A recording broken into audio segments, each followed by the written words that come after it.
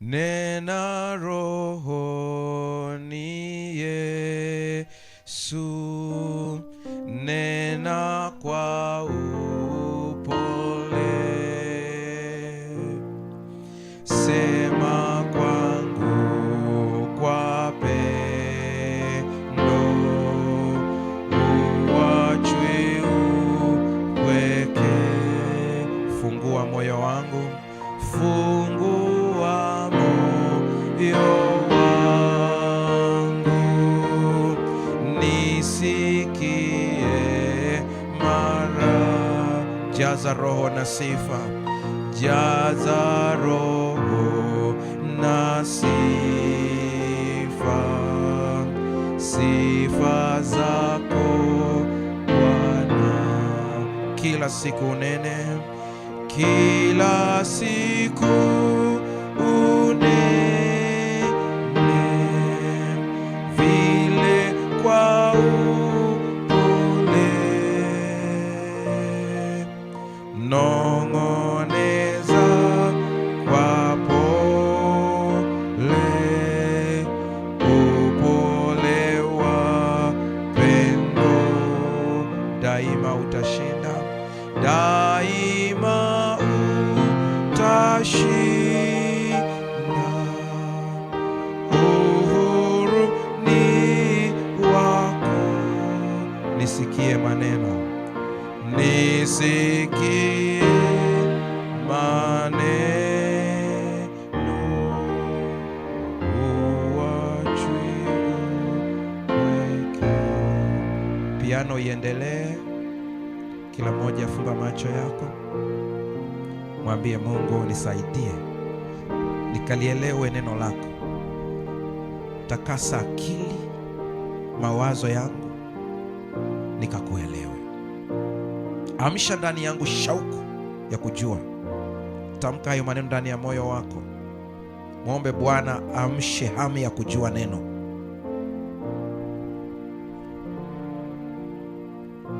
Endelea kuomba ndani ya moyo wako. Omba baraka na neema ya Roho Mtakatifu ya kufanya neno hili liwe hai ndani yako, lilete matokeo. Usiwe msikiaji tu, bali mtendaji.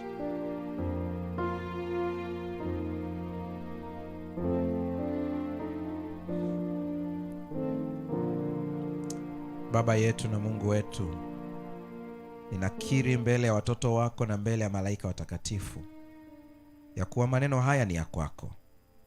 Haijalishi tumesoma shule kiasi gani, bila Roho Mtakatifu hakuna awezaye kufafanua. Ni mpaka umjalie. Ikiwa kuna neno la hekima na maarifa litakalotoka leo, ijulikane lilitoka kwako. Sisi ni vyombo tu katika mikono yako. Wewe utabaki kuwa Mungu, sisi tutabaki kuwa watu. Pokea sifa iliyo haki yako, ukamfikie kila mtu kwa lugha yake. Kwa jina la Yesu Kristo tumeomba na kuamini, amen. Ombi lenye nguvu kuliko yote katika Biblia ndicho kichwa cha somo. Ombi lenye nguvu kuliko yote katika Biblia. Kwa upana wa hili somo la siku ya leo, kuna uwezekano nisilimalize lote, kwa hiyo wala sio shida. Ila yale maeneo muhimu nitajitahidi kuyagusa kwa neema ya Mungu ili uweze kuyapata. Na kama itasalia eneo ambalo sitaligusa, tutaendelea na vipindi vingine huko mbele ya safari. Huenda kupitia vipindi vya Jumatano kupitia Hope Channel, au hata kwenye makambi yale ya Arusha ambayo atafuata baadaye. Lakini nahitaji nisikimbize sana. Nahitaji uweze kuelewa, hata kama ukielewa kitu fulani nusu yake, ukifanyie kazi, kuliko nikimbie kumaliza topic alafu hujaelewa.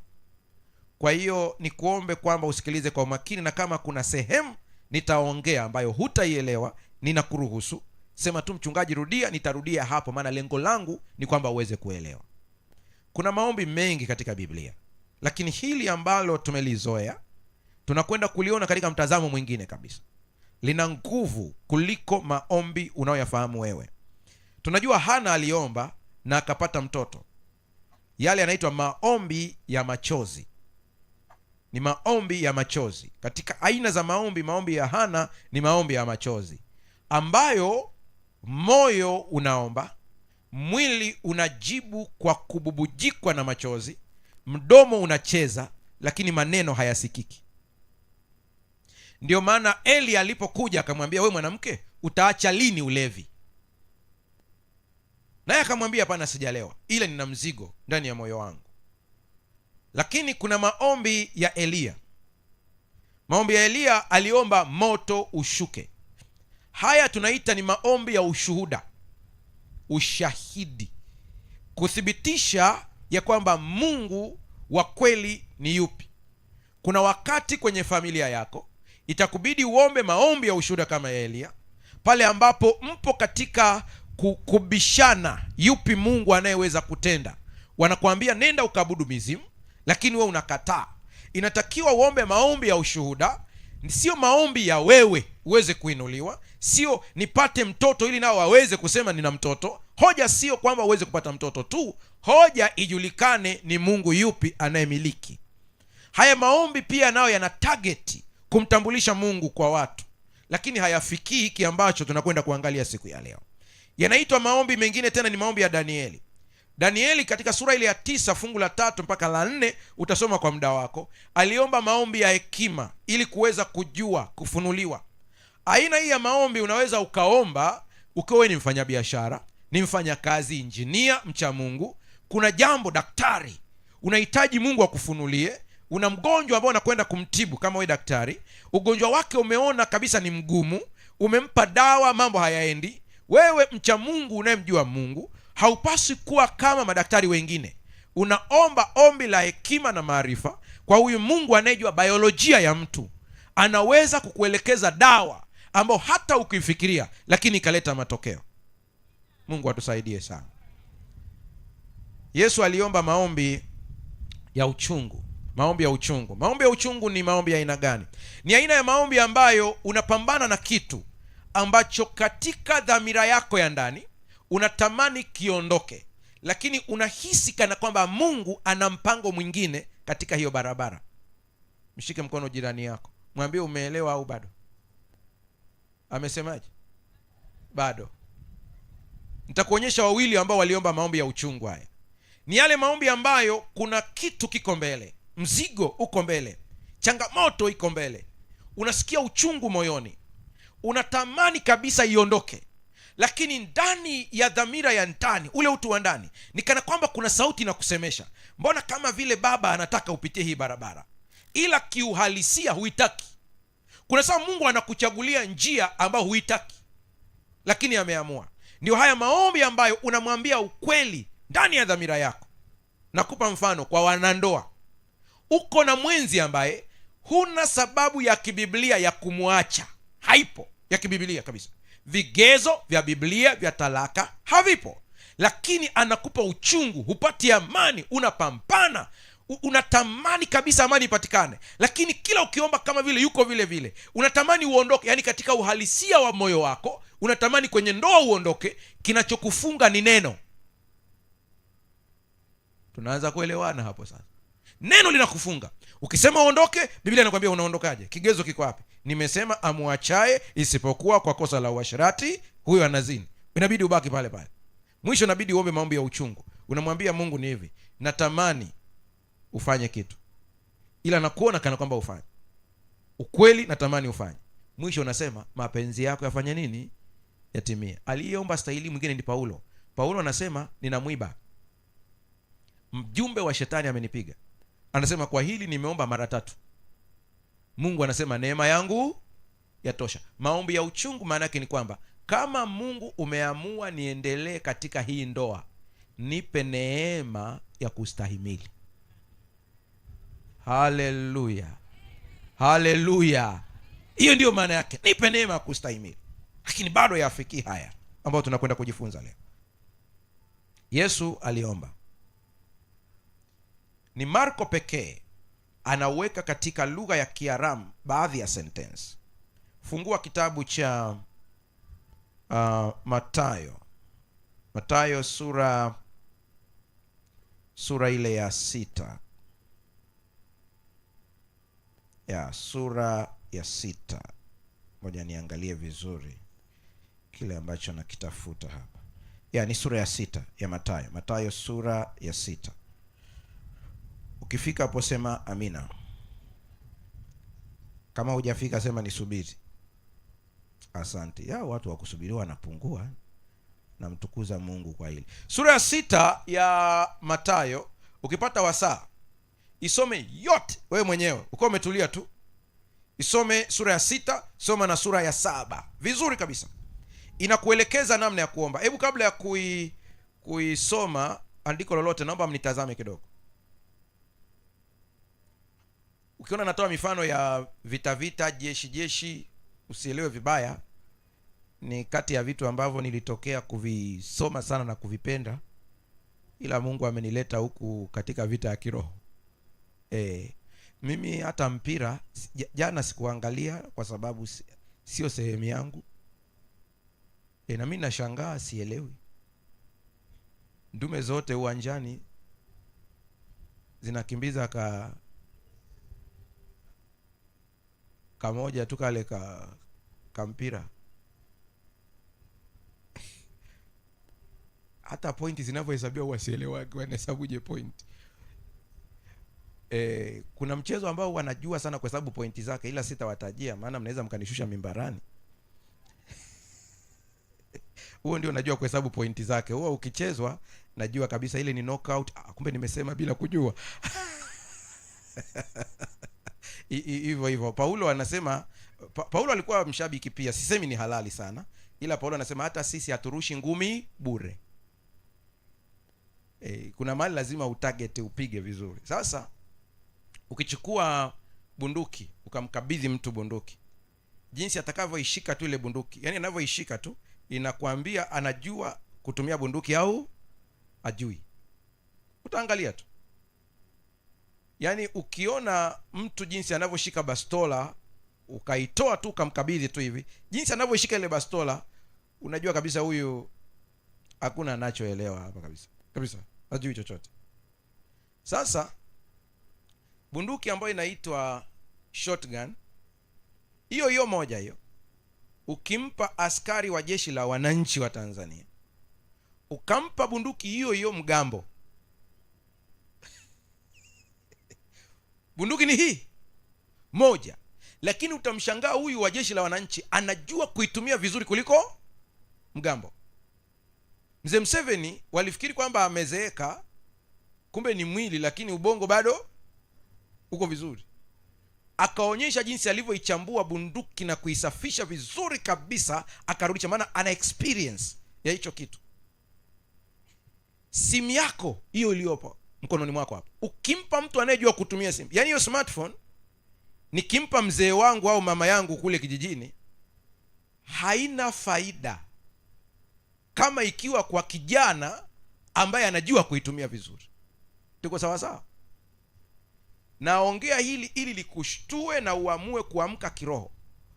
Biblia ni moja, Mungu ni mmoja, na wote tunafanya maombi. Lakini mtu anayejua kuomba kwa usahihi anapata matokeo kuliko mtu ambaye hajui kuomba kwa usahihi. Tumeelewana hapo? Yani sio kila maombi utaona matokeo haraka, na Mungu si kwamba ana upendeleo kama unavyodhani. Sisi wote ni watoto wake, tuko sawa kabisa, lakini kuna batani ukijua kuibonyeza. Kuna kitu kinaitwa siri za ufalme wa Mungu, ukijua zinafanyaje kazi, kuna vitu vingi utaona vinatokea, na maisha yanapungua msongo wake kwa kujua niombe namna gani. Zamani ilikuwa walimu wa Kifarisayo, hata Yohana Mbatizaji, wote ilikuwa sharti uwe na wanafunzi, ukae na wanafunzi wako na uwaambie ukihitaji hiki omba namna hii. Na unaweza ukahangaika maombi yako huoni matokeo, kumbe kuna batani hujajua kuzibonyeza tu. Ukizijua hizo tu unaona kuna vitu vinaenda, mpaka unauliza mwenzangu, hivi wewe ni last born wa Mungu? Hoja ni kujua batani zenyewe. Unakuja kwa mfano katika masuala ya maombezi, wainjilisti ambao wanafanya kuna wakati wainjilisti mnajua kabisa na wachungaji, kuna saa unakuta unamwombea mgonjwa amepagawa na pepo, ukiomba mara moja tu pepo ameondoka. Lakini kuna mwingine unashangaa anachukua muda mrefu, mwingine una wiki mbili. ni kitu gani hiki tunaomba lakini bado aliondoki? Haina maana ya kwamba pepo wote wako sawa. Wana renki zao, wana taratibu zao, wana mpaka namna ya kushika mtu. Ndiyo maana yeyote ambaye Mungu amekupa kuombea watu, unatakiwa uombe karama nyingine, inaitwa kupambanua roho. Kupambanua roho kuna kusaidia kwamba kwa hii inatakiwa iende hivi. Na Yesu alisema wazi kabisa, anasema aina hii haiwezekani isipokuwa. Hiyo neno aina, of this kind, kwamba unapambana na kind nyingine. Wewe unafikiri kwamba mambo ni rahisi wakati fulani, maana aina ya pepo uliokuwa unapambana nao ni level ya mgambo, ambao hata ukisoma andiko tu vinaondoka. Sasa umekumbana na brigadia jenerali mwisho unasema mbona nachelewa? Kukudhuru hawezi, hata kama ana cheo kubwa kiasi gani, kukudhuru hawezi. Hiyo ukariri kabisa. Mimi hata siamini hizi story nyingi ambazo mtu anakuambia wakati nimemaliza kuombea mtu, nilivyotoka pale nikakuta ninaumwa sehemu fulani. Mtu wa Mungu huwezi kudhuriwa na mapepo. Hicho kitu hakipo. Yaani huwezi kunibadilisha katika hilo, kwa sababu Biblia naiamini. Yesu anasema nimewapa mamlaka ya kukanyaga nyoka na nge na nguvu zote za yule adui, wala hakuna kitakacho wadhuru. Neno la Mungu sio uongo. Kwa ukikuta umemwombea mtu na umeondoka na ugonjwa, nenda ukachunguze connection yako. Haleluya. Nenda kaangalia connection yako. Hii connection ikoje? Kuna nini kimesababisha hapa? Maana kitendo cha wewe kuingia pale tu na ulinzi pap. Haleluya. Mtoto wako ana changamoto za shule. Alikuwa anaenda vizuri, lakini hapo katikati kaanza kudrop chap.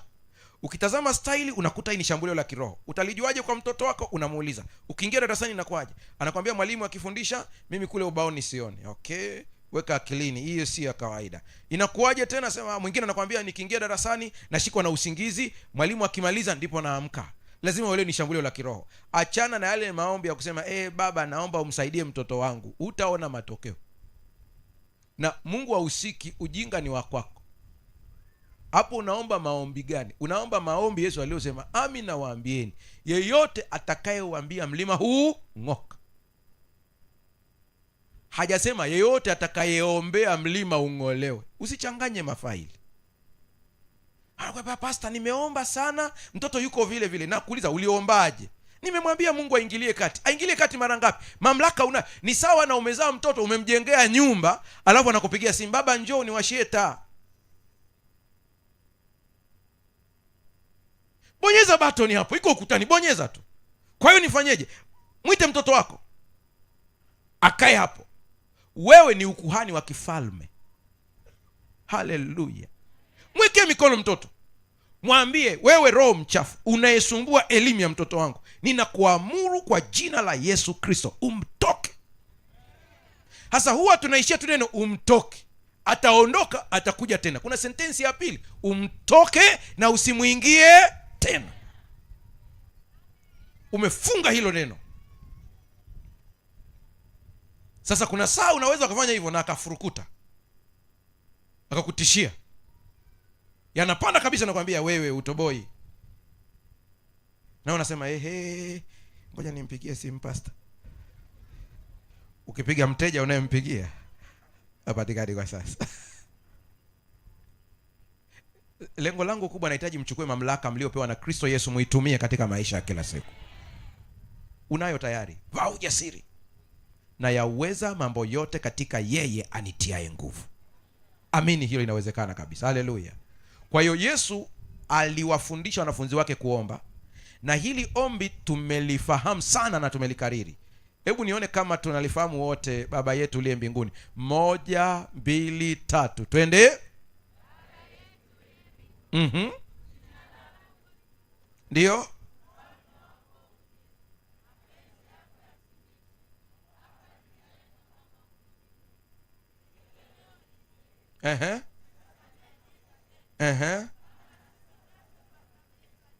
Ndio. Ndio.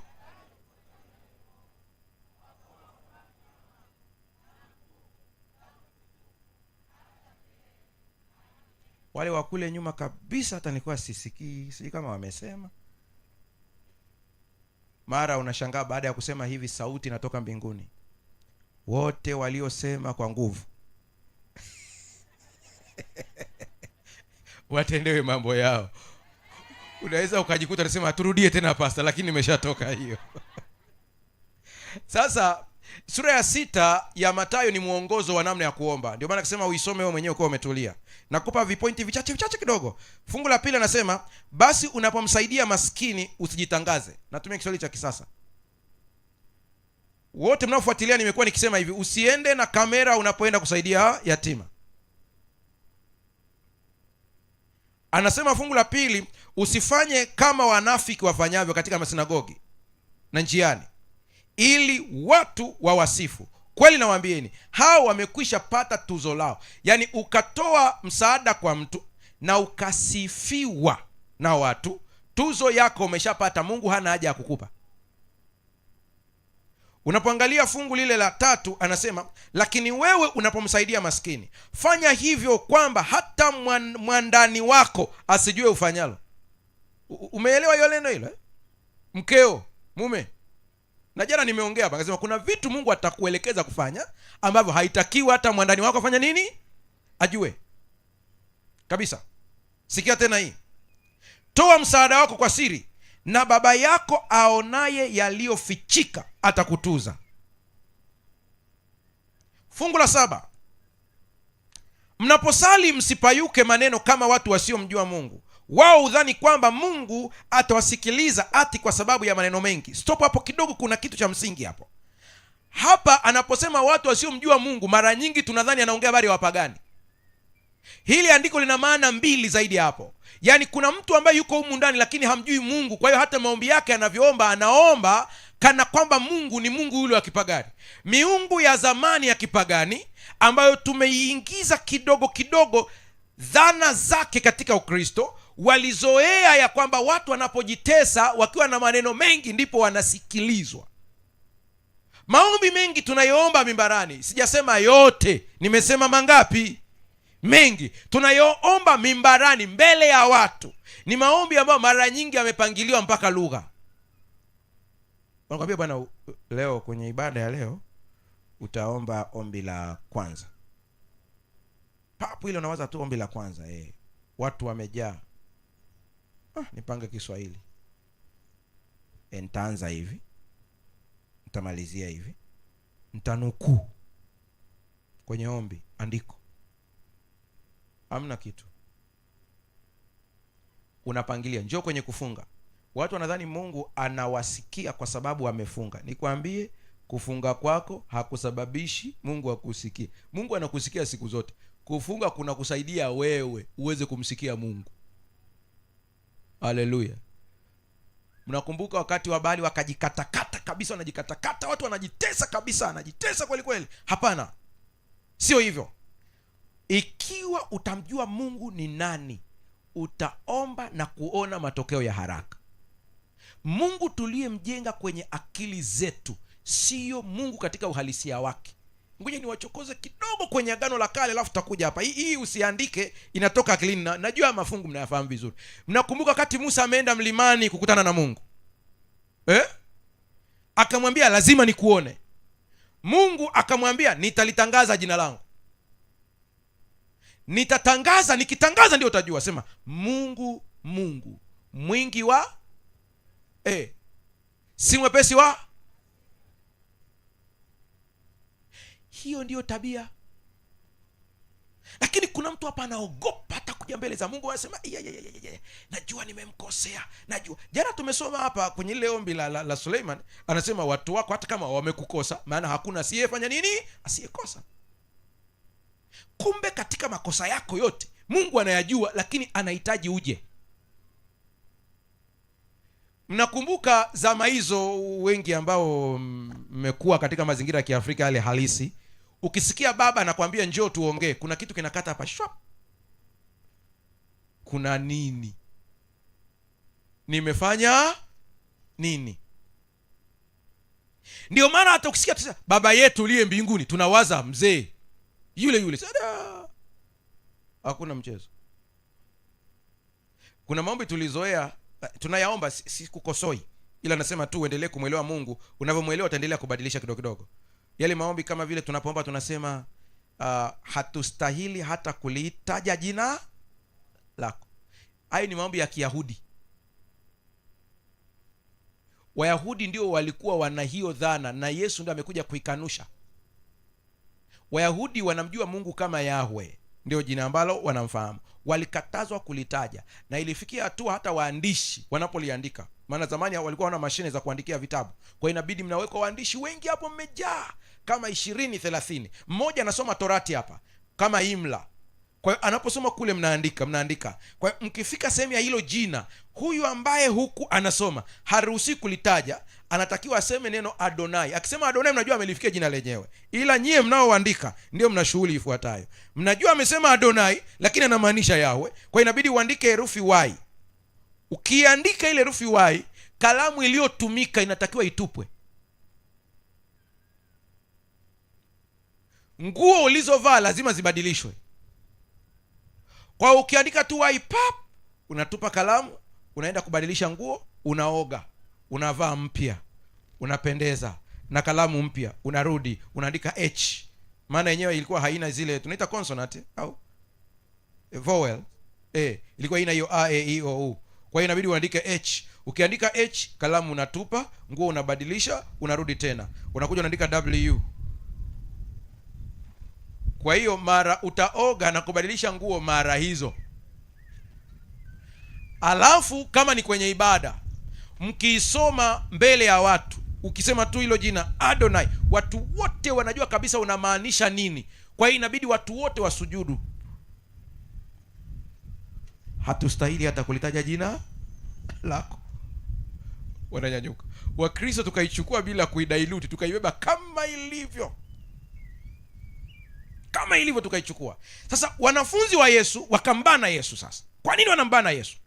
Wao wanaomba maombi ya kupambana, maombi ya kuteseka, maombi ya kupambana kweli kweli. Siku moja wakagundua Yesu amesema kila mmoja aende sehemu yake afanye maombi. Kila mmoja aende sehemu yake afanye maombi. Wakagawana kila mmoja sehemu yake. Mmoja akashtuka sawa, lakini mnajua yeye akiomba anaomba so simple, lakini vitu vinafanya nini?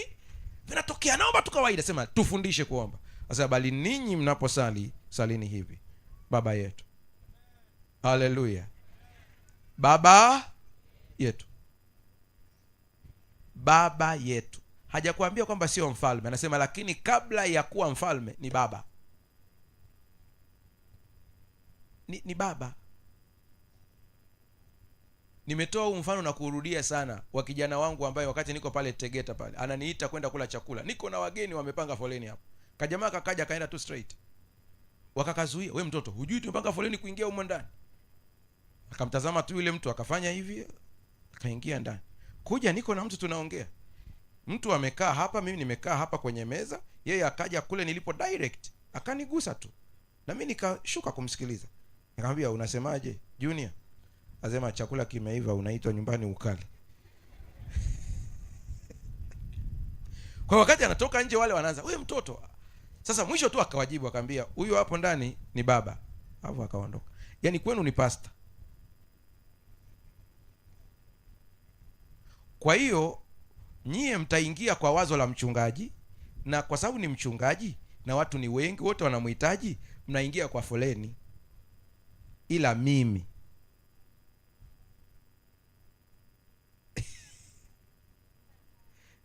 haleluya. Nataka nikwambie unayenisikiliza, light ungelijua thamani yako, kuna vitu ungebadilisha kabisa. Viumbe wengine wote mbinguni wataingia kwa foleni, ila we ni straight. Pastor, hatuja kuelewa. Na waulizeni swali. Mnajua ya kwamba katika sayari ambazo ulifundishwa shuleni ni chache ukilinganisha na uhalisia? Sayari ni nyingi. Kwanza galaxy yetu inaitwa Milky Way. Kwa lugha ya kawaida ya kilei, sio ya kisayansi, ya kawaida kabisa kabisa. Chukua kilo 3 za sukari, zimimine hapo chini, ziende hivi chap mpaka pale mwisho. Huo mstari wa sukari uliotengenezwa ndio galaxy ya kwetu, Milky Way galaxy. Hizo punje ni nyota na sayari zilizopo kwenye hiyo Milky Way, ambapo katika hizo punje moja inaitwa dunia. Alafu wanakuambia wanasayansi, katika hizo galaxy kuna galaxy kama hizo billions, sio milioni. Yaani ni pesa ambayo ukipewa inabidi upate kansela kwanza, unaweza ukachanganyikiwa. Billions. Na hiyo moja ambayo inaitwa dunia, mwanadamu aliyeko humo ndani akaumbwa kwa mfano wa Mungu mwenyewe. Haleluya. Ndiyo maana walipoasi malaika, huwezi kumuona Mungu anatuma mtu au Mungu anatuma nafsi iende ikaokoe. Anapoanguka mtu, pap, mwana wa Mungu mwenyewe anajitoa kuja. Mtu alipoanguka, Mungu anakuja. Bado mchungaji hatujakuelewa vizuri. Edeni aliyetembelea ni nani? Adamu aliomba, baba, nimekula tunda huku, nimegundua nguo hakuna, njoo unisaidie.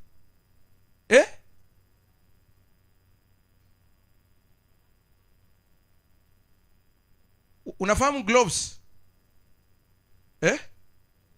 Jamani, naongea na watu wana binadamu. Si unafahamu ile gloves ile? Gloves ile jinsi ilivyo, ile imetengenezwa kwa umbo au mfano wa nini?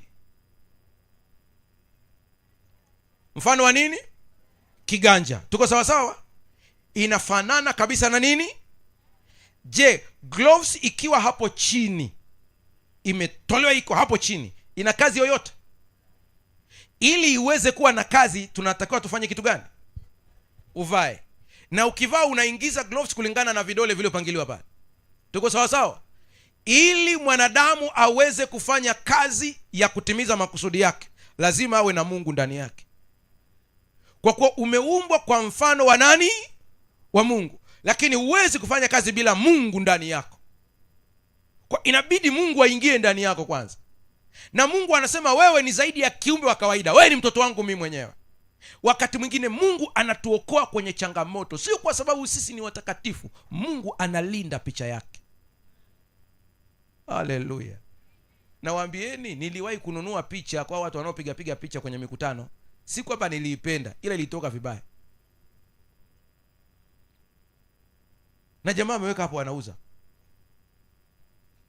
Anaposema nyie mkisali salini hivi, semeni Baba yetu, maana yake ni nini? Anasema huyu Mungu huyu ambaye wengine wote malaika wakimwona anasema mfalme, nyie muoneni kama baba. Sasa wanazuoni hao wanajua hili. Unajua zamani wakati wa Yesu walikuwa hawatumii lugha ya Kiebrania kwenye mawasiliano. Tuliza ubongo wako hapa ili na wewe uingie angalau kwenye theology kwa dakika 2-3. Wao lugha ya Kiebrania ilikuwa ni lugha ya kidini, kama vile Wakatoliki Kilatini. Na Wasabato wote duniani lugha yenu official ya kidini ni Kiingereza. Ndio ilivyo. Waislamu Kiarabu. Kwa nao walikuwa wanatumia Kiebrania katika ile lugha ya kidini. Lakini kiserikali walikuwa wanatumia Kigiriki. Ndio maana hata sisi hapa tulipo sasa hivi tuna maloya wako hapa. Hii nchi wanajifunza sheria, lakini wakienda mahakamani zinaandikwa Kiingereza. Wakati kesi ya shamba kule Mamba Mpinji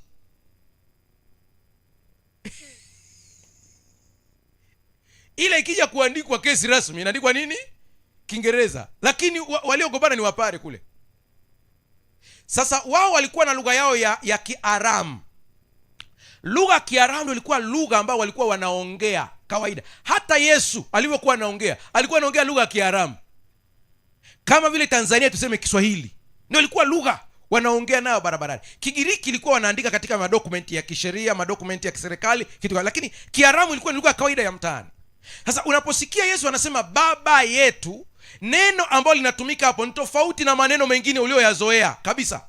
Neno ambalo limetumika nimesema ni neno Aba, ambao wao walikuwa wanatamka kwa mfano baba yetu, wanasema abuun, yani hiyo un ni yetu.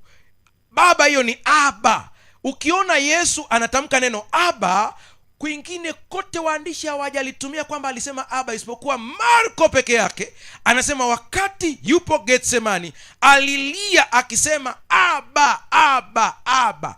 Neno Aba lilitumika likimaanisha ni uhusiano wa kifamilia. Ilikuwa marufuku kabisa kwa Mwebrania kumtamka Mungu kama Aba, maana na kuuliza, wewe umezaliwa na yeye kweli? Wewe ni mtumishi tu. Yesu akawaambia wanafunzi wake, siwaiti tena watumwa bali rafiki. Kwenye Waebrania sura ya 2 anasema wala hachukui asili ya malaika bali anachukua asili ya wana wa Ibrahimu, hivyo haoni haya kuwaita ndugu zake.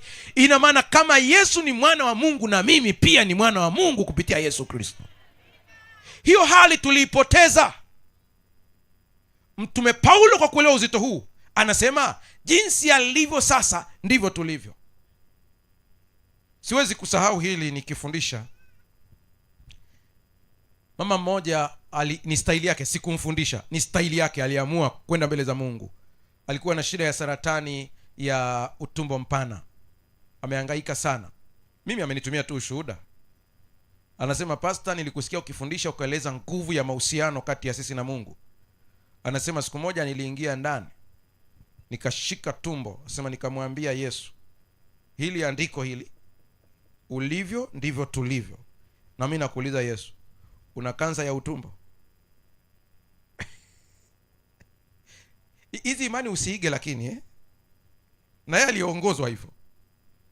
Mama, ikawaje? Anasema nilidai ahadi moja tu ya kwamba alivyo ndivyo tulivyo. Anasema nikawa nadai hiyo nimeshika tumbo, nadai hiyo nimeshika tumbo. Anasema kila siku asubuhi nashika tumbo, nadai hiyo ahadi. Anasema pastor, cha ajabu kilichotokea ni kwamba alikuwa anaharisha damu.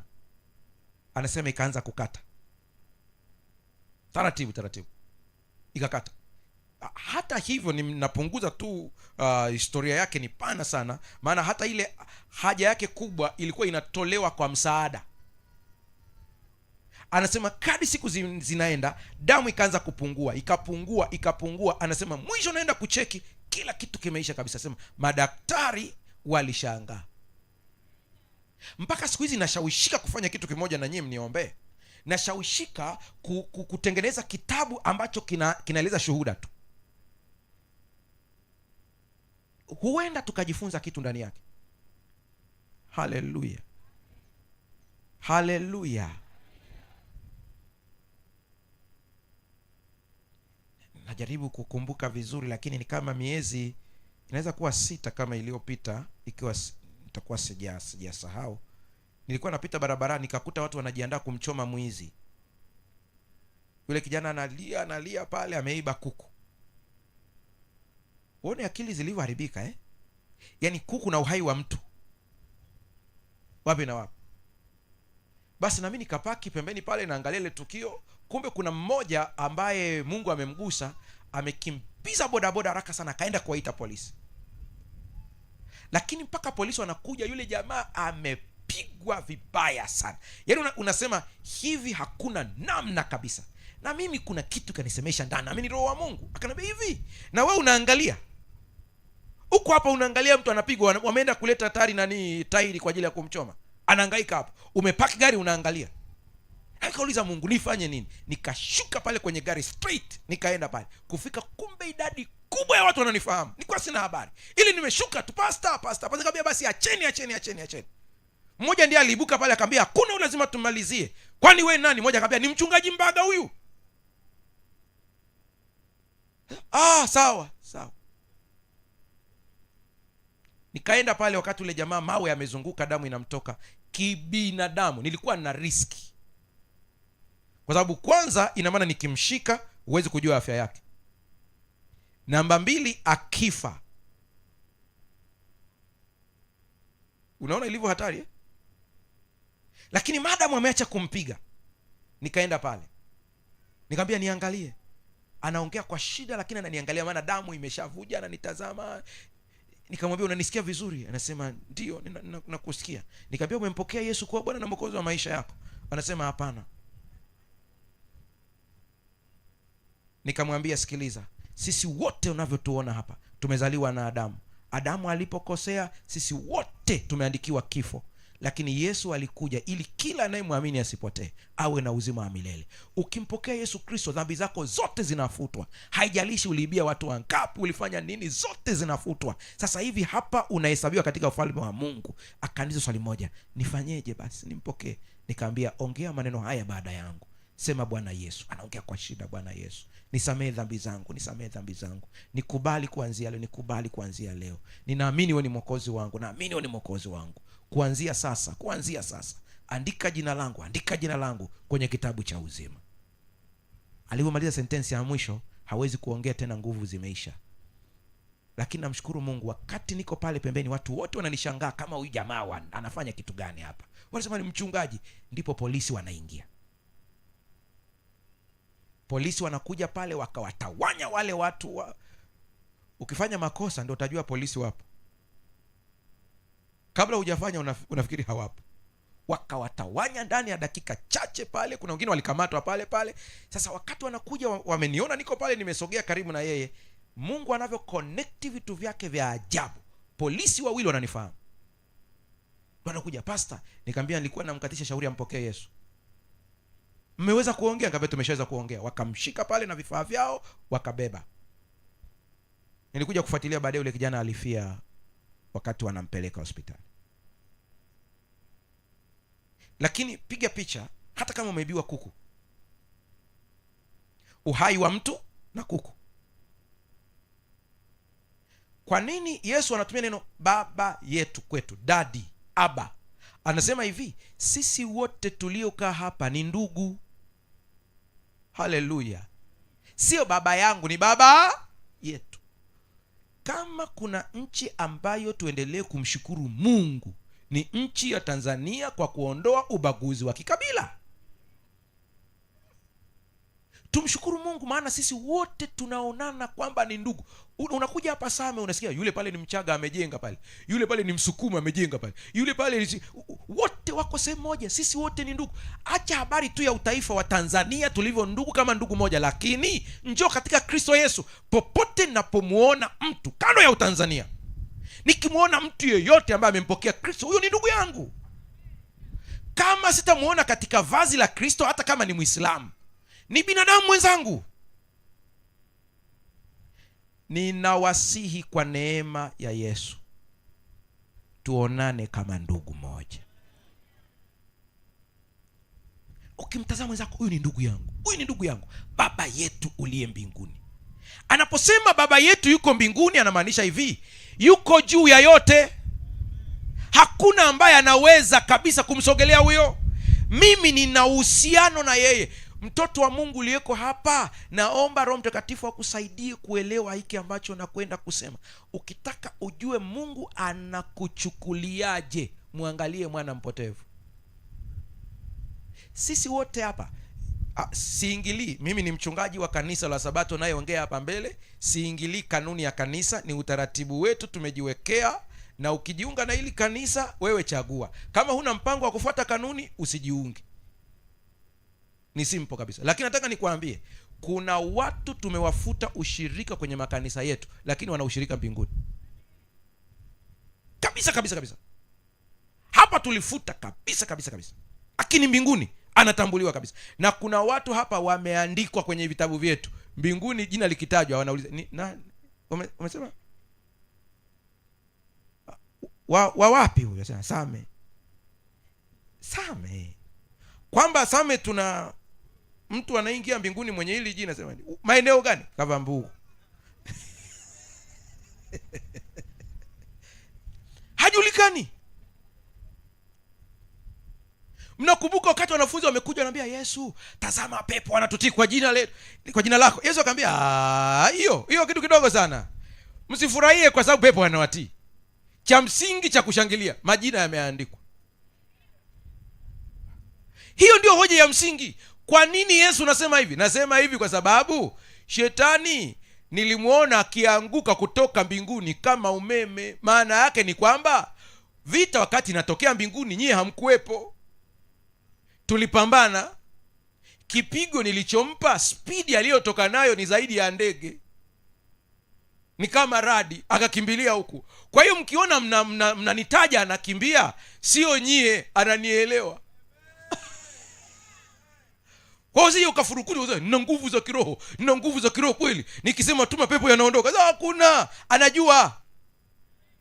Yaani Yesu nikana kwamba anakuambia mimi nikiwa na nyie ni mpole kama kondoo, kwa sababu nyie ni watoto wangu, ila nikiingia kwenye anga ya vita ni simba wa Yuda. Shetani anaelewa. Haleluya. Mnakumbuka kwenye sinagogi moja akasema tunakujua wewe ni Yesu mwana wa Mungu, umekuja kututesa kabla ya muhula. Wanaelewa mpaka mihula. Hiyo mihula wewe unaijua? Wanaelewa. Usione tukita wito hapa njoni mpokee Yesu kuwa Bwana na Mwokozi wa maisha yako, ni kwa sababu hakuna namna nyingine ya kushinda ulimwengu huu bila Yesu. Hakuna. Msione naongea hivi napiga kelele hapa. Hata mimi katika familia yetu hawakumpokea Yesu wote. Sio. Babu yangu amekuja kumpokea Yesu mwishoni, ana miaka 105. Ndipo anakubali, anatoka kwenye Uislamu mwishoni kabisa. Mwishoni kabisa. Bibi ambaye anamzaa mama, kama sijakosea, alibatizwa na mchungaji Justin Mbaga kama sijakosea. Si ndio hivyo bwana mchungaji? Ulikuwepo nafikiri. Mwishoni kabisa kabisa kabisa. Mwishoni kabisa. Na ilikuwa nimeongea mpaka kuna siku anambia bibi, mimi siwezi kuhubiri kote huko watu wanabatizwa, wewe unagoma. Alafu kuna neno lake ananipiga moja ambalo mpaka unanyamaza. Nitatafsiri kwa Kiswahili baadaye. Alikuwa ananiambia uo Yesu wakocho wa ni wirao ni kwerie na lukundo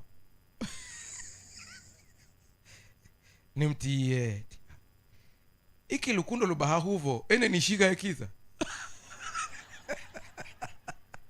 Yaani huyo Yesu wako unavyosema ana upendo kiasi hiki, ni kweli? Naambia ndio. Kwa huo upendo kweli ataniacha? Mwisho unaishiwa nguvu. Mwishoni kabisa kila siku nikifika na kanaambia, sikiliza, hakuna wokovu kwa mwingine isipokuwa Yesu. Niwaambieni, kinachotufanya tuwe na ujasiri wa kuingia mbinguni ni aina ya mtetezi tuliye naye. Huyo wazee wa kanisa, umeitwa mtu yuko maututi, ni mgonjwa, acheni story nyingi za kumwongezea hatia. Taja ulikuwa na dhambi gani, tulisikia kuna hiki unga. Wewe sio padri. Achana hizo story. Swali ni moja tu, ulitoa maisha yako kwa Yesu. Kutoa maisha kwa Yesu maana yake ni nini? Ni kukubali kutoka moyoni ya kwamba siokolewi kwa namna yoyote isipokuwa Yesu anihurumie. Basi ukiamini hilo, umevuka mautini, umeingia uzimani. Nilishawahi kufukuza mzee wa kanisa Muhimbili. Tuko hapo mgonjwa anakaribia kukata roho. Mzee wa kanisa anambia, pastor, ongea naye, kuna jambo nilisikia.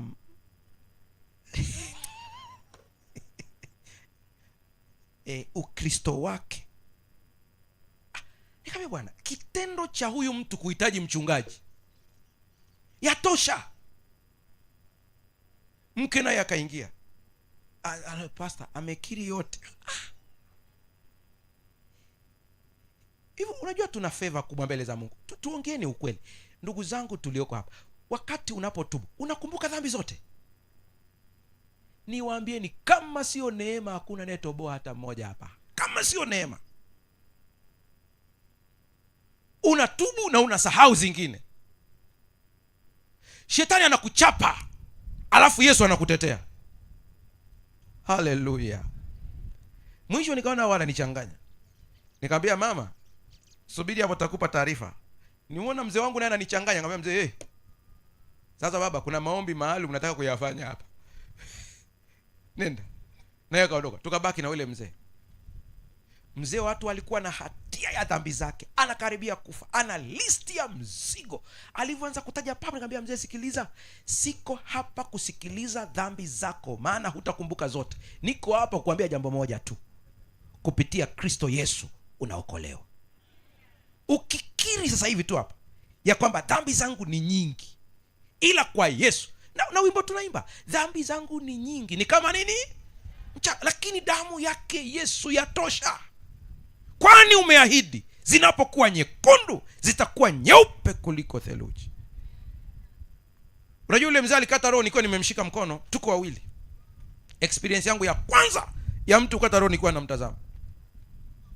Baada ya kuongea nikamwelezea Yesu alivyo na upendo, anavyomuokoa, amempa nafasi nyingine. Yule mzee kwanza akatoa machozi, akanambia, Pastor, huyu Yesu nimemkosea, niliacha kanisa, nikatanga mbali, nimeshangaa katika hatua za mwisho bado ananiita. Nikamwambia, anakuita, ukiitikia wito tu yatosha, maana ni baba yako. Asema, hata mimi ambaye niliacha kanisa kwa makusudi. Nikamwambia, ndio, mwana mpotevu aliondoka kwa makusudi lakini akarudi. Mwisho kabisa mzee akanikubalia, asema, nimekubali kumpokea Yesu kwa Bwana na Mwokozi wa maisha yangu. Baada ya kuomba ombi, kumbuka hakubatizwa, maana alifuta ushirika. Tumeomba ombi la mwisho, sisahau maneno yake. Akanambia, mchungaji, ninasikia amani ambayo kwa mara ya kwanza niliisikia nikiwa kijijini Tarime wakati nabatizwa. Asema, hiyo ndio imerudi moyoni mwangu tena. Nikamwambia, Yesu yuko na wewe. Akatabasamu, amekata roho akiwa na smile. Ndio pale naweka vizuri mikono, naenda kwa nesi, naambia nesi, mimi ya mambo siyajui. Kuna vitu havitaki Mathayo vinataka taaluma. Nesi akaja akanambia, Pastor, mbona namuona kama ametabasamu? Nikamwambia, sikiliza, wewe hakikisha vitu vyako hapo. Naye akaita dokta akaja na kipimo chake akapima, akasema hatuna mtu hapa tena, ila tabasamu liko usoni. Sitamsahau yule nesi akanambia, kwani mlikuwa mnaongea nini? Nikamwambia, kuna nguvu ikikupata unaondoka vizuri ya Yesu Kristo. Ndugu zangu, hii kelele yote nayopiga ni kwa sababu kuna mtu yuko hapa una ushirika lakini huna Yesu. Wanakujua vizuri kanisani kwako lakini mbinguni utambuliki. Rudi katika barabara la kukiri wokovu kupitia Yesu Kristo, atakupa nguvu. Baba yetu uliye wapi? Mbinguni, jina lako litukuzwe. Neno kutukuzwa au kutakaswa maana yake tabia yako Mungu, maana jina ni tabia, itabaki kuwa sahihi. Hata kama nina makosa utabaki kuwa Mungu. Haleluya. Mungu ni mwenye rehema na upendo, yuko pale pale. Mwana mpotevu anapoenda anasema, niende nikale, maana naona mzee wewe huondoki haraka, hufi. Lakini maisha yakampiga anapoamua kurudi. Mnakumbuka mwana mpotevu aliandika risala, nitarudi kwa baba yangu, nitamwambia nimekosa. Alivyokuja mzee hana haja ya risala, hoja ni moja tu, alikuwa amekufa amefufuka. Tena namkumbatia kabisa na ananuka. Jamaa ananuka nguruwe, lakini kwa furaha ya baba hata harufu ya nguruwe haisikii tena. Katika ulimwengu wa kiroho kuna kitu kinatendeka juu yako, ukikijua utamtegemea Yesu maisha yako yote. Na kupatia tu mfano, utasoma kwa muda wako kwenye kitabu cha Zekaria, utasoma hicho kitabu. Wewe andika tu Zekaria, utaisoma sura ya ngapi utajua mwenyewe. Lakini Zekaria anasema hivi, akamuona kuhani mkuu Yoshua. Huyu Yoshua anayetajwa hapa sio Yoshua yule mwana wa Nuni, ni Yoshua kuhani mkuu. Ni katika roho sasa anaonyeshwa. Anasema, nikamuona Yoshua kuhani mkuu amesimama. Wakati walikuwa wanajenga hekalu, mgogoro ulikuwa kujenga hekalu. Sasa wanapojenga hekalu wanapambana na nguvu za giza kuzuia ujenzi wa hekalu. Mgogoro ni mkubwa sana. Sasa wazee wenu wa kanisa hawa muwaombee sana, maana wanapambana, wanaomba. Mzee anatamani wakati wake akiwa mzee wa kanisa afanye kitu fulani kwa ajili ya kanisa, lakini kuna sana kumbana na upinzani. Sasa usiku huyu nabii wakati anaomba kwa ajili ya kuhani wao mkuu, anamuombea Mungu, mpatie hekima kiongozi wetu, mpatie hekima mchungaji wetu, mpatie hekima mzee wetu wa kanisa, mpatie hekima mkuu wetu wa majengo. Anamuombea. Ndipo anasema, nikamuona amesimama mbele, alafu anasema nguo alizokuwa amevaa ni chafu mno. Lakini kuhani mkuu, kwa kawaida ilitakiwa kuhani anaposimama kwa ajili ya watu awe na vazi la kitani safi, lakini anashangaa limechafuka kweli kweli. Anasema, wakati naendelea kuangalia ile maono, nikamsikia shetani akimwambia Mungu sasa kuhusu kuhani wetu mkuu. Umempa hata nafasi ya kuhani mkuu, mwangalie jinsi alivyo, mavazi yake aliyovaa. Huyu nabii anaishiwa nguvu, maana anatarajia kuhani mkuu wa kwao asimame mbele ya Mungu kwa niaba ya watu. Paulo anaposema ya kwamba hawa wazee muwaheshimu kwa sababu wanakesha kwa ajili kuna saa mzee wako wa kanisa halali. Msione kwa nini nimesema waje hapa tuweze kuwaombea ile jioni, ni kwa sababu makambi yanapokaribia wana stress nyingi. Wana stress za kwao, za familia zao, wana stress za biashara zao, ana stress za kanisa. Ukija kwa wachungaji ndio usiseme, wako busy, wanapambana kweli kweli. Katika hizo harakati nao ni binadamu, wanakosea. Anasema nikamwona nguo zake zimechafuka, nikana kwamba anasema nani wa kututetea sasa? Yaani kama wewe useme sasa kama mzee wangu wa kanisa yuko hivi, nani? Ndipo anasema nikamsikia Mungu akisema, je, hiki sio kinga kilichotoka motoni? Kizazi ambacho kinatumia umeme kupikia gesi akijui kinga ni nini, ila sisi Wasame angalau tunajua. Anasema unamuona na hayo mauchafu yake yote, ni sawa na mtu ambaye ameona kuna kinga kimeingizwa kwenye moto, akakitoa akakimwagia maji. Bado utaona alama, utaona weusi. Mungu anasema huyu ni mtumishi wangu, ni kweli najua historia yake. Oda ikatoka moja tu, anasema mvueni hilo vazi, mvalisheni vazi lingine. Vazi ni haki ya Kristo Yesu. Unapoingia kwenye maombi, unapoombea jambo lolote, ukianza na Baba yetu, kinachokupa access ni uhusiano wa kifamilia. Haleluya! Ni uhusiano wa nini? Wa kifamilia. Shetani akizuia anambia huyo ni mwanangu mwache. Asema lakini ananuka, asema mlete hivyo hivyo. Nguo zake ni chafu, anasema sawa.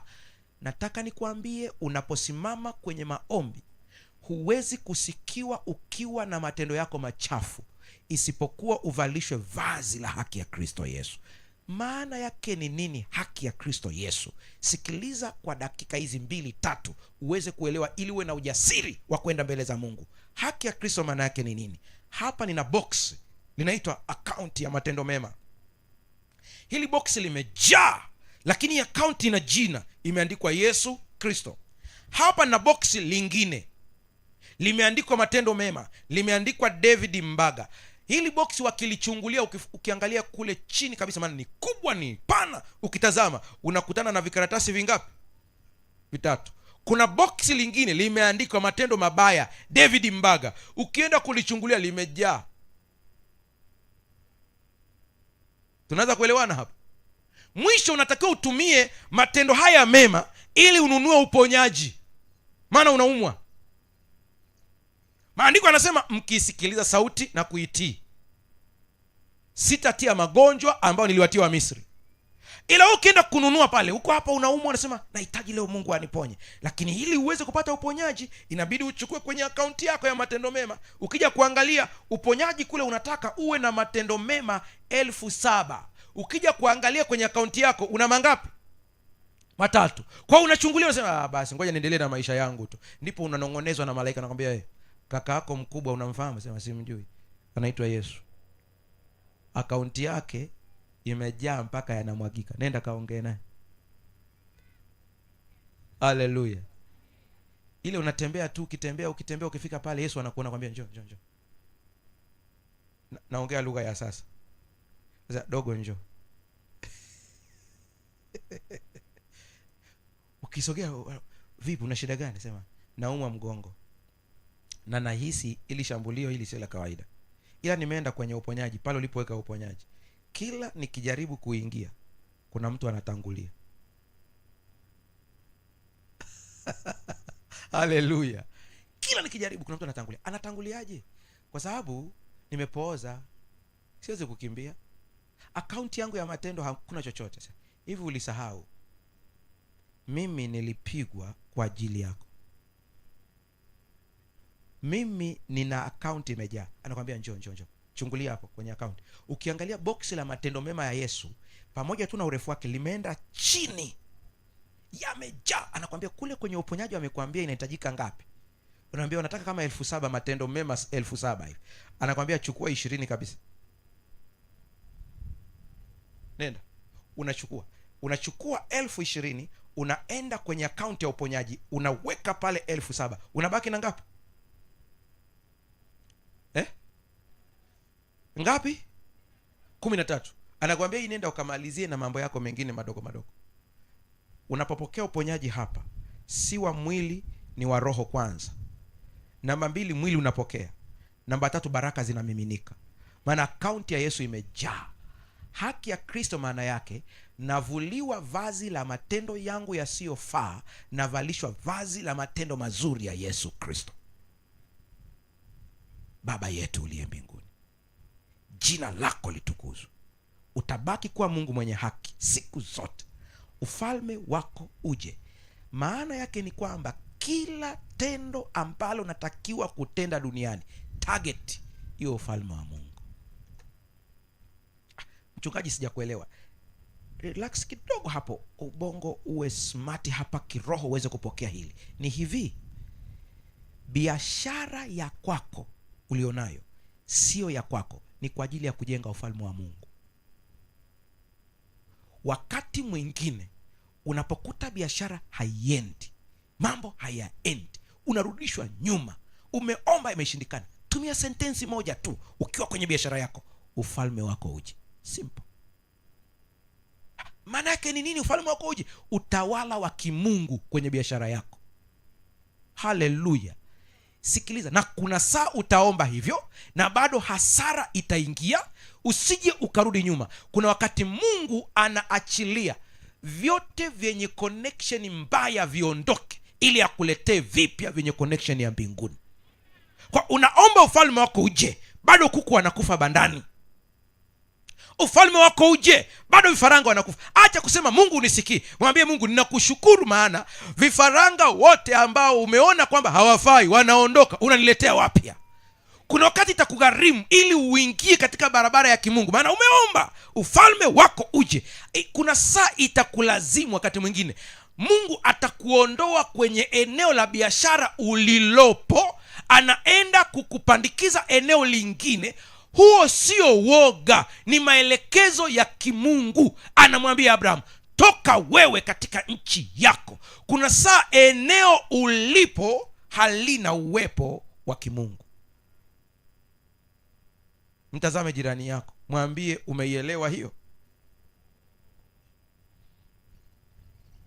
Mungu atusaidie sana. Nimefunga, sitaendelea. Nataka nikuelezee, tuingie kwenye maombi. Mnaosafiri kama sisi, mnaenda kwenye mahoteli, umepangiwa kule kazini, wamekupangia utalala hoteli fulani. Mcha Mungu anapoingia kwenye chumba cha hoteli sio sawa na mtu asiyemjua Mungu, kwa sababu tunajua kabisa eneo, vitu vina nguvu za kiroho, aidha nzuri au mbaya. Ndio maana kuna maeneo unaweza ukaingia usipate usingizi mzuri. Unashangaa, unahangaika. Sio kwamba chumba ni kibaya, ila kuna energy iko hapo, nguvu ambayo haitakiwi, haipatani na wewe. Kwa hiyo unapoingia kwenye hoteli yoyote, kwenye kile chumba ile umeingia, kile chumba kilimilikiwa na mtu ambaye humjui, na kuna vitu alifanya ambavyo wewe huvijui, na zile energy zinabaki katika hayo mazingira. Wanaita ni kama angahewa la kiroho, linakuwa hivyo. Ngoja niende zaidi ya hapo. Hujawahi kukuta kuna maeneo mengine ukifika hata ukitaka kuomba unashangaa kama unazidiwa nguvu hivi, unakazana, yani unajisukuma kuomba lakini kama haiendi. Hilo ndio angahewa la kiroho, aliko sawa sawa. Kwa unapokanyaga kwenye hoteli cha kwanza kabisa unatakiwa uimiliki kiroho hilo eneo, unatakiwa ulimiliki kiroho. Na kumiliki kiroho, hatumwagi maji wala mafuta, tunatamka maneno kwa njia ya maombi. Kwa mamlaka ya jina la Yesu Kristo, nimeingia kwenye eneo hili, malaika watakatifu wakatawale eneo hili, liwe na nguvu ya kimungu, nikafanye kazi vizuri kwa ajili ya ufalme wa Mungu. Ufalme wako uje. Nenda kafanye kazi. Umebadilishwa ofisi, umehama, bosi amekwambia sasa wewe kuanzia leo ni kitengo hiki unaenda. Baadhi anakuambia kabisa, nakutana na watu wananiambia mambo wengi tu, anakuambia nilipohamia ofisi fulani utendaji wangu uliporomoka. Huwa anawauliza, ulipohamia kwenye hiyo ofisi ulimiliki hicho kiti? Asema yeye waliniachia kile kile. Siongelei kiti hiki.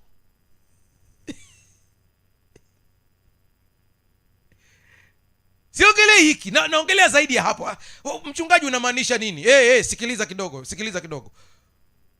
Wakati wa Daudi palitokea njaa miaka 3.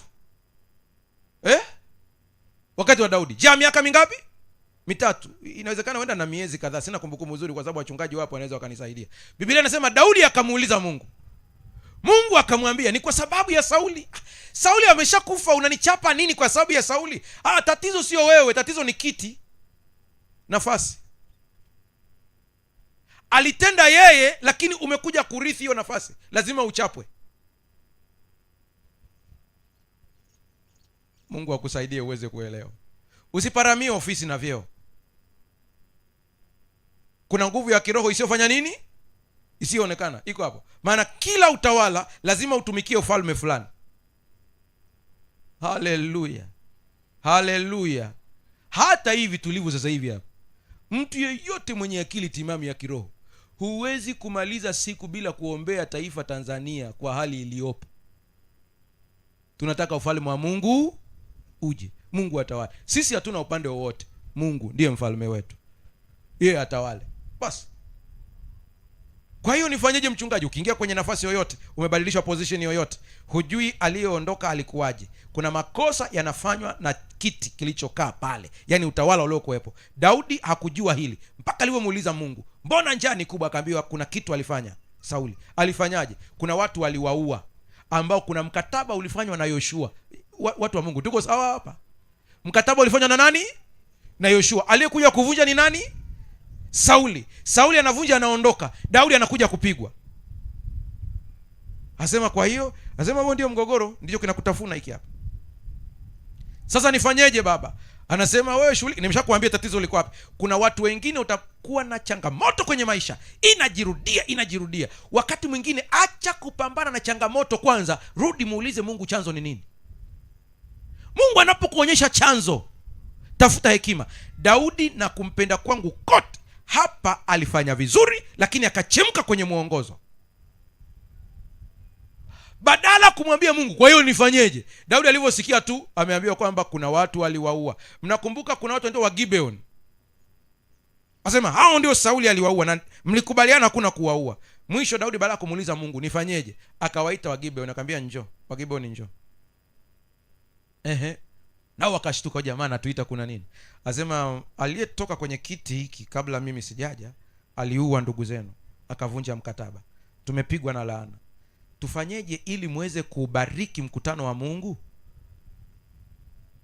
Ndipo anasema huyu mtu ambaye alitoa oda ndugu zetu wakauawa, wachukuliwe watu wa familia yake wauawe kwa malipo ya wale. Wakiuawa tu hawa watu wakifa, tutabariki mkutano. Amoni ile zoezi ni gumu sana hilo. Gumu sana. Daudi amejichanganya kabisa. Naye kwa haraka akatoa oda. Akasema nendeni mkaangalie katika mbari ya Sauli, kamata wanyongwe. Askari wanaenda wanakamata. Daudi akakumbuka, na mimi nitachemka. Nina kiapo na Jonathan. Wakikamata tena nimeongeza laana nyingine. Mwisho akamwambia, lakini mkifika waulizeni ni wa ukoo gani. Ukisikia anasema ni wa Jonathan, acha. Maana na mkataba na Jonathan. Waliapizana na Jonathan. Wakachukuliwa wale watu, Biblia inasema wakatundikwa mtini. Ilikuwa ni kitendo kigumu na kibaya sana. Wakanyongwa asubuhi. Bibi aliyesalia pale, Biblia inasema alienda katika miti ambayo walikuwa wamenyongwa, akakaa kuanzia asubuhi mpaka jioni. Kazi yake ilikuwa ni moja tu, yule bibi, maana yeye alipona hakunyongwa. Kazi yake ilikuwa moja tu, ilikuwa ni kufukuza kunguru na tai wasile ile mizoga, isubirie kuzikwa. Kila akija upande wanapiga, akija upande wanapiga mpaka jioni. Baadaye wakachukua wakazika. Unasema mchungaji unamaanisha nini? Laiti angelimuuliza baba, angempa muongozo rahisi kuliko kunyonga watu. Maana Mungu ni Mungu wa rehema nyingi. Naomba usimame.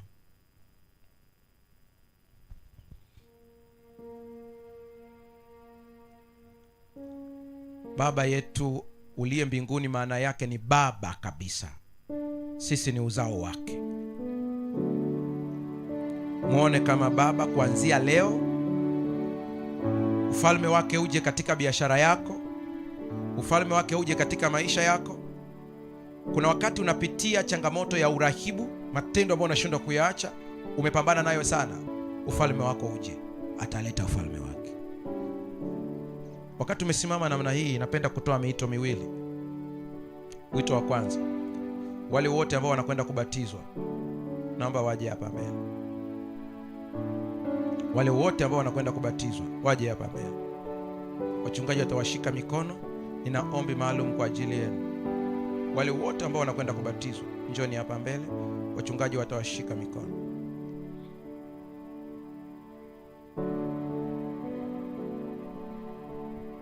Ombi kubwa kuliko yote ni kumwona Mungu kama baba. Ni kutafuta tabia ya Mungu ionekane katika maisha yako. Ni kuhitaji ufalme wa Mungu uje. Ni kutoa ubinafsi wetu. Jioni nitamalizia baadhi ya maeneo yaliyobakia tunapoingia kwenye yale maombi yetu. Nitamalizia. Lakini kwa leo muone kama baba. Ufalme wake uje. Ufalme wake uje.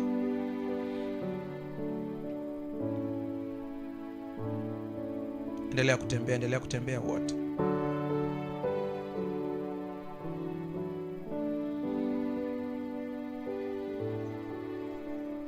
Kuna mambo ambayo nahitaji niyaseme wakati tumesimama na miito kadhaa hii imesikika.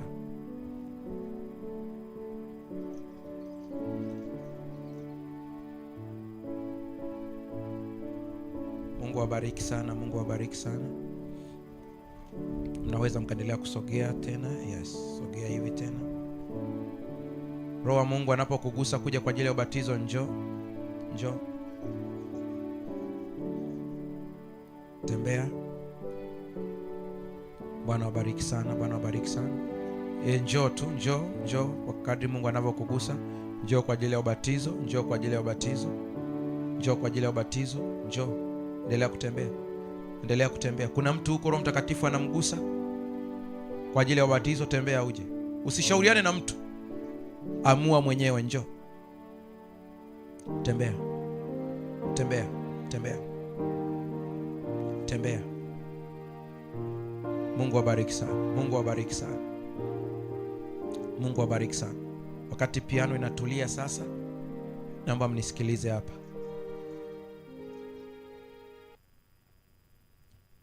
Wakati naangalia historia ya Wakristo wa karne ya kwanza na ya pili, hii sala ambayo tumeita sala ya Bwana, walielekezwa na mababa wa kanisa waikariri na kuiamini kwa siku mara 3. Kwa hiyo ilikuwa ni kawaida kwa Wakristo wakati huo, asubuhi anasema hii sala kutoka moyoni, mchana na jioni. Walikuja kuharibu hapo katikati walipokazia kukariri, lakini karne ya kwanza na ya pili waliambiwa iseme kutoka moyoni. Na mimi nawaambieni, nendeni mkaombe hili ombi, sio kwa kukariri, kwa kumaanisha kutoka moyoni. Ukisema ufalme wako uje, maanisha kabisa kwamba ufalme wa Mungu uje katika maisha yako. Tabia yako imtangaze mfalme. Biashara yako imtangaze mfalme. Adui mkubwa anayesababisha tusione matokeo ya hii sala ni ubinafsi. Unataka Mungu akubariki ili watu waone. Hapana, ni ili ufalme wake uonekane. Haleluya. Sikiliza hili sasa. Ninakuomba kama huhusiki na huu wito, usije hapa mbele kabisa. Unapitia changamoto ya ugonjwa wowote ambao kwa kawaida katika habari ya sayansi hakuna matokeo ya wewe kupona, isipokuwa tu kwa muujiza, njoo upande wangu wa kulia hapa. Tembea uje upande wangu wa kulia. Ni ugonjwa gani mimi sijui, ila unasema kwa sayansi hakuna namna, ila nahitaji tu mkono wa Bwana. Njoo upande wangu wa kulia hapa. Sitachukua muda mrefu kwenye huo wito. Kwa hiyo kama uko hapa unasema nina changamoto ya afya, nahitaji muujiza, hospitali hawana majibu, nahitaji muujiza, Tembea uje hapa, mkono wangu wa kulia hapa, mkono wa kulia hapa.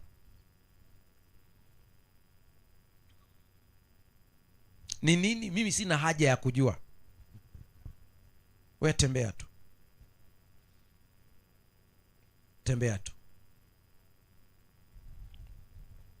Naomba tuongeze spidi kwa sababu nitaenda wito wa pili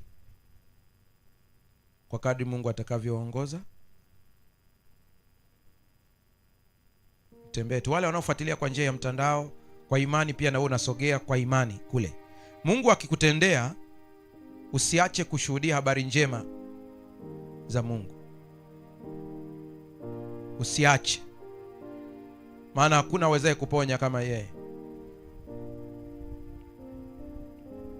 Mashemasi, mtanisaidia kama kuna wazee wetu ambao umri ni mkubwa sana ambao watahitaji kukaa, tuweze kuwasaidia kuwapa viti waweze kukaa. Wale wazee wetu wa umri mkubwa kabisa, mashemasi, mtanisaidia kuwapatia sehemu ya kukaa wazee wetu hao.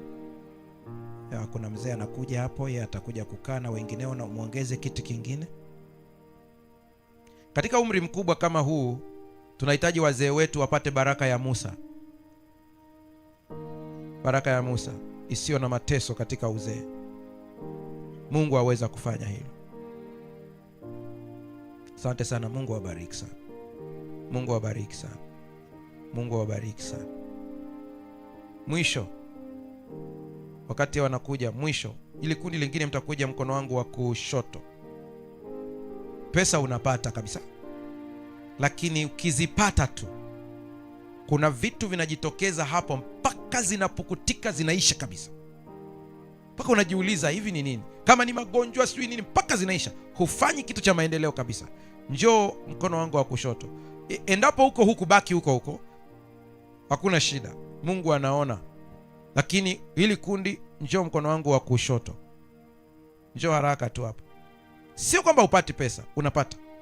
Lakini zikija tu, kuna vitu vinamiminika mpaka ukiangalia, yani ukipiga mahesabu ya pesa ambazo zimepitia mkononi mwako ni nyingi ukilinganisha na maendeleo havipelekani.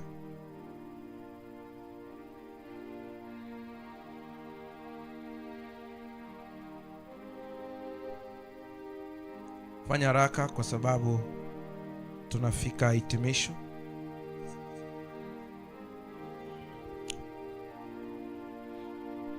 Wale ambao wanafuatilia kwa njia ya mtandao, tuko pamoja na tutaomba pia kwa ajili yenu. Ni nyingi, yani ukitazama ni nyingi, lakini kuna vitu vinakuja hapo vingi tu mpaka inapokutika inaisha.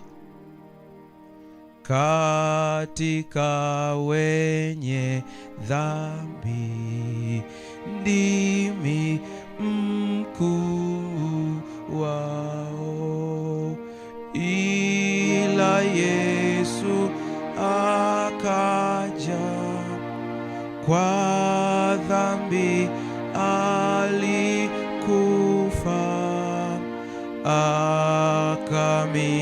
akamimina damu ni upate uzima. Ajabu pendo lake, ajabu pendo lake, pendo lililo kuu, pendo lisilo mwisho, lidumulo milele, lililo nitafuta ingawa sikumpe. Ajabu pendo lake. Rudia. Ajabu pendo la. Imba kwa kumaanisha.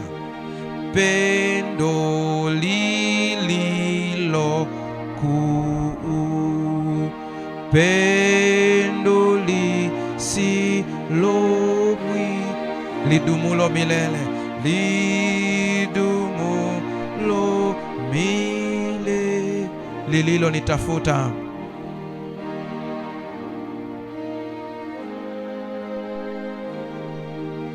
ingawa sikumpenda. Sikutaka tuimbe tu wimbo kama tulivyozoea. Maneno yake ni mazito sana. Hili pendo limekutafuta. Hili ndilo pendo ambalo linakwenda kugusa maisha yako. Unatendewa sio kwa sababu ni mtakatifu mbele zake, ni kwa sababu ya pendo lake. Anakuona katika sura ya mtoto. Aba, Aba ndiye baba yetu, Daddy. Ufalme wake uje katika maisha yako. Ufalme wake uje katika ndoa yako. Akutendee katika afya yako. Mtazame Yesu katika sura ya upendo, sio katika makosa yako. Unapotubu na kuungama, amini umesamehewa. Mtazame Mwokozi usoni mwake mzuri, mambo ya dunia hugeuka, uso wake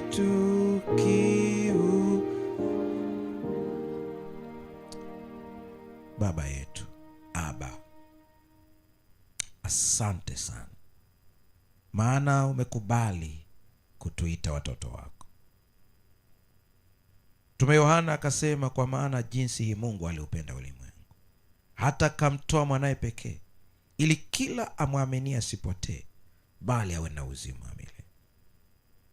Ukasema huoni aibu kutuita ndugu, Yesu Kristo, sisi ni ndugu zako. Kwa mahusiano ya kifamilia, leo tunakuja mbele ya Aba, sio kama wanaolalamika. Tunarudi nyumbani. Tumekuja kwa Baba tujadili mambo kifamilia. Tunajadili hizi hoja kifamilia. Tunajadili kifamilia leo. Kaka yetu mkubwa Yesu, ukiwa unaongoza kikao, tunakubali ya kwamba kama mwana mpotevu tulimkosea Baba, na katika makosa hayo tulidhani ametutupa, lakini kila siku tumesikia barua ikiletwa na Roho Mtakatifu, Baba anakuita nyumbani. Tunakubali kabisa ya kwamba katika kula na nguruwe tumetapanya mahali, tumepata athari ya matokeo ya kutanga mbali kwetu. Tunarudi kwa Baba leo. Asante kwa kuwa kupitia Yesu Kristo tunafanyika tena wana. Yesu, umetusema vizuri mbele ya Baba, na huu ni upendo wa Baba unaudhihirisha kwetu. Ujumbe tumeusikia. Ninakusihi, ikiwa kuna mtoto yeyote wa kwako Mungu ambaye katikati yetu, katika dini yake, maisha yake ya kidini, alikuwa hajawahi kukiri kumpokea Yesu rasmi, leo anapokiri ndani ya moyo, jina lake liandikwe kwenye kitabu cha uzima.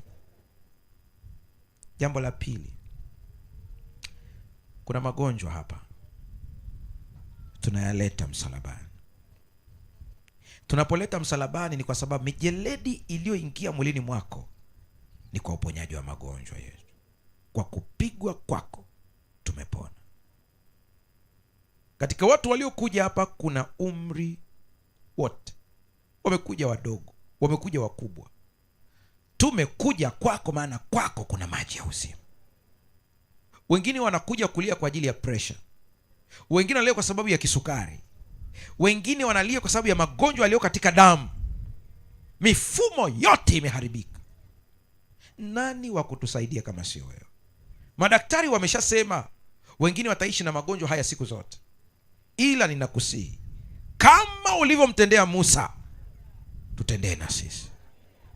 Ninakusihi Mfalme wa amani, watoto wako waliokuja hapa mbele, mkono usioonekana ukaondoe magonjwa kabisa kwa jina la Yesu.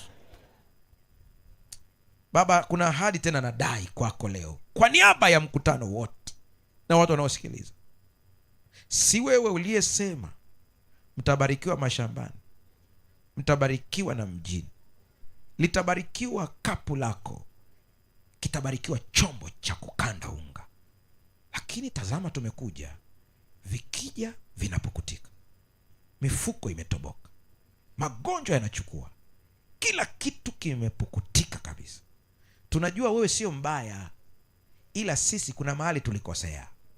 Kwenye kukosa kwetu kuna wakati hata tumesahau, tunakula matokeo ya makosa ambayo hata hatukumbuki.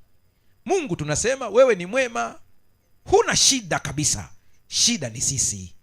Na kwa kuwa tumekuja tujadili mambo haya kifamilia, samehe dhambi, uovu na makosa, tuoshe upya. Ninaomba baraka maalum ya kiuchumi kwa watoto wako, ukapate kuwabariki.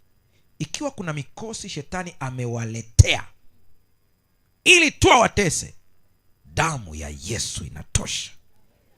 Wanapotakaswa sasa, wakaone matokeo. Sasa Baba, kwa kuwa sisi ni binadamu, kuna wakati unatutendea tunasahau.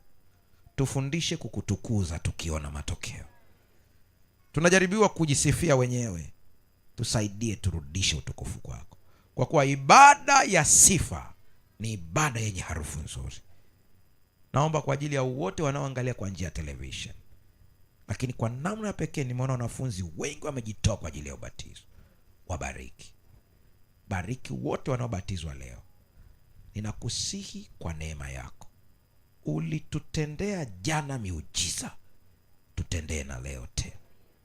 Na kwa kuwa watu ni wengi wamekuja leo ili tu wakutane na uso wako, badilisha maisha yao. Hata chakula watakachokula kiwe na nguvu ya uponyaji. Hatuli leo chakula kama chakula cha makambi, hapana. Tupo katika ushirika wa kula pamoja. Tenda muujiza katika vyakula vyetu. Tutakuja tena jioni kwa ajili ya kuleta hoja nyingine. Tutendee sawasawa na wingi wa fadhili zako. Asante maana umesikia. Kwa jina la Yesu Kristo tumeomba na kuamini, amen. Bwana awabariki sana. Rudini kakae. Wale wanaokwenda kubatizwa watasikiliza mwongozo wa viongozi wetu.